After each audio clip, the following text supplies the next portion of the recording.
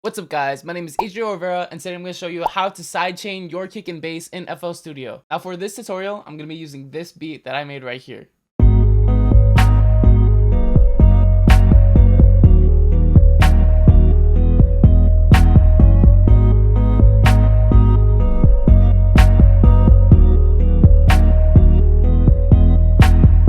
Now, funny story, I was making this beat just so I can use it for this tutorial, but it ended up coming out as a banger, so I'm actually going to be using this for my album.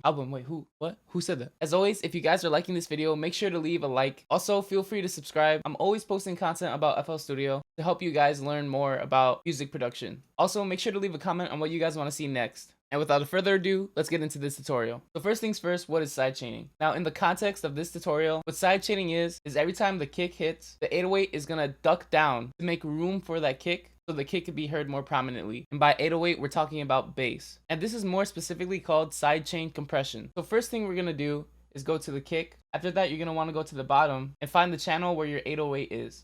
So my 808 or bass is on channel 4. At the bottom of channel 4, there's this little up arrow, and that's on the bottom of every single channel. Just gonna want to right click sidechain to this track, while making sure that you selected the kick mixer track. You're gonna see that there's this little link here. This is basically letting us know that this is sidechained to the 808. So now that we have that sidechained, we're gonna go to the 808 and we're gonna add in a fruity limiter. After that, we're gonna go to the compressor tab, go to sidechain, right click, and click kick.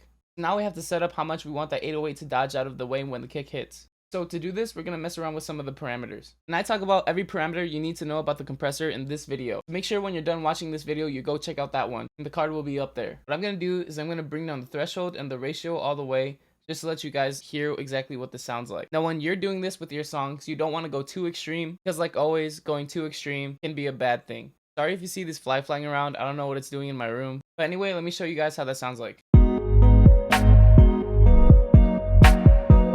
So as you can see, every time the kick hit, the bass dodged out of the way so you could hear the kick more. Now because this is such an extreme example, I want to make this more practical. So I'm going to set around a ratio of 5:1 and bring down my release so the bass can come back as soon as the kick is done. But I'm going to make sure that the attack is all the way down because when you have a fast attack, the bass is going to dodge out of the way as soon as possible. And that's exactly what we want for sidechaining. So now if we give this a listen.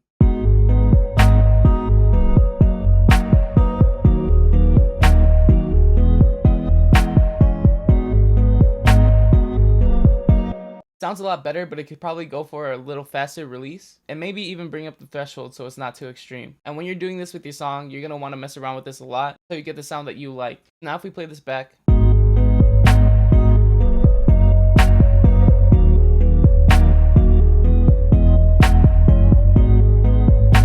That is sounding a lot better. But what I want to remind you guys is that the 808 is not the only thing you can sidechain. A lot of the time, what I actually like to do is sidechain the chords in the background as well, because this will just give you a very prominent kick. And I'm not sure about you guys, but I like that. So what I'm going to do is I'm going to sidechain the kick to the chords as well, and basically copy and paste the limiter over to the chords. And to copy and paste, all you need to do is click the down arrow, click save preset as, and drag that onto your mixer channel that you want to copy this to. And now if we give it a listen.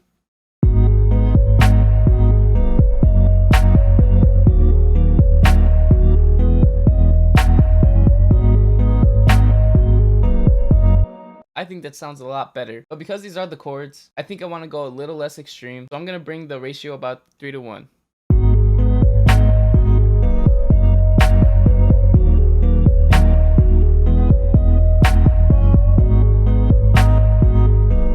And because the melody is something that I want to be heard a lot more, I'm not going to sidechain that. I'm just going to leave it how it is. There you go. You can basically sidechain anything in FL Studio. It doesn't have to be a kick. It could be a pluck. It could be vocals. But people usually don't do that. This is most likely what you're going to be commonly using sidechaining for. So I hope this makes it easy for you guys. And I hope you understand it a lot more now. Thank you so much for watching. And remember to check out that video about compression. Leave a like if this video helped you. Subscribe for more content about FL Studio. And leave a comment or DM me on any of my social media, like my Twitter or Instagram, if you have any questions or just want to get into contact with me. The links are in the description. And there are also links to my Spotify and Apple Music. So if you want to go see the songs that I've made before, make sure to check those out or click the playlist up here. That's all I have time for today, guys. Remember, don't be afraid to show your genius.